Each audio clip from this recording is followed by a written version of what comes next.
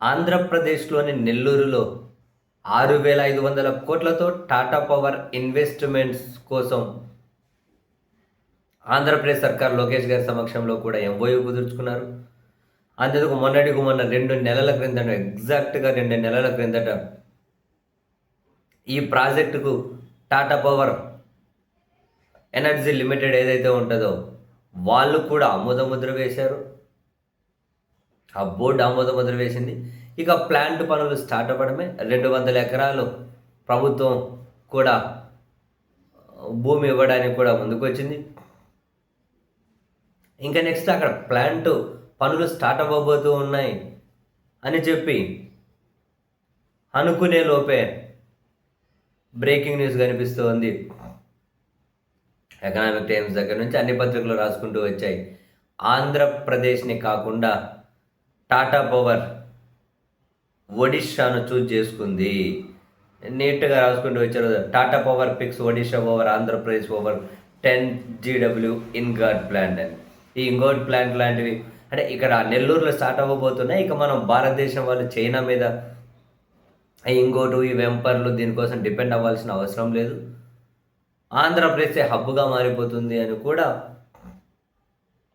అప్పుడు ప్రకటనలు వచ్చాయి. సో అమెరికా ఇక స్టార్ట్ అవ్వాలి. ఏమైందో కానీ అనూహ్యంగా ఇప్పుడు ఆ ప్లాంట్ని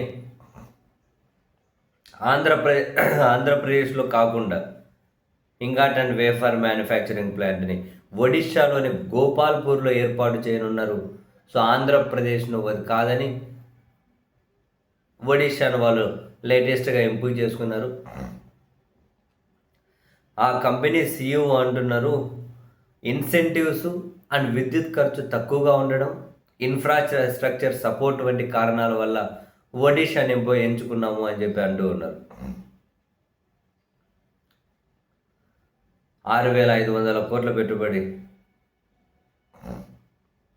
మొదటి ఫేజ్ 6 నెలల్లో అయిపోతుందట అండ్ రెండో ఫేజ్ 6 నెలల తర్వాత మొదలవుతుంది అని. సోలార్ వేఫర్ మరియు ఇంగాట్ ఉత్పత్తికి సంబంధించి దేశంలోని అతిపెద్ద ప్లాంట్.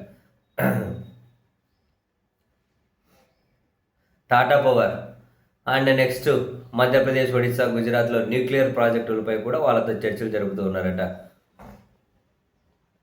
ఆంధ్రప్రదేశ్ని పూర్తిగా వదిలేశారు. ఎందుకని ఈ మార్పు ఎందుకు జరిగింది?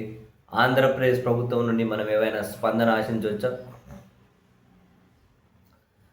2024 ముందు వరకు ఈజ్ ఆఫ్ డూయింగ్ బిజినెస్లో నంబర్ 1 స్థానంలో ఉన్న ఆంధ్రప్రదేశ్ ఇప్పుడు దాని బిజినెస్ ఫ్రెండ్లీ ఇండెక్స్ ఏదైతే ఉంటుందో అందులో 8th ప్లేస్లోకి వచ్చేసింది.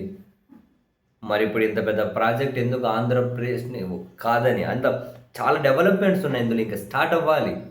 అటువంటి చివరి నిమిషంలో ఎందుకు ఒడిశాకు వెళ్ళిపోయింది అన్నది అంతు చిక్కని ప్రశ్న.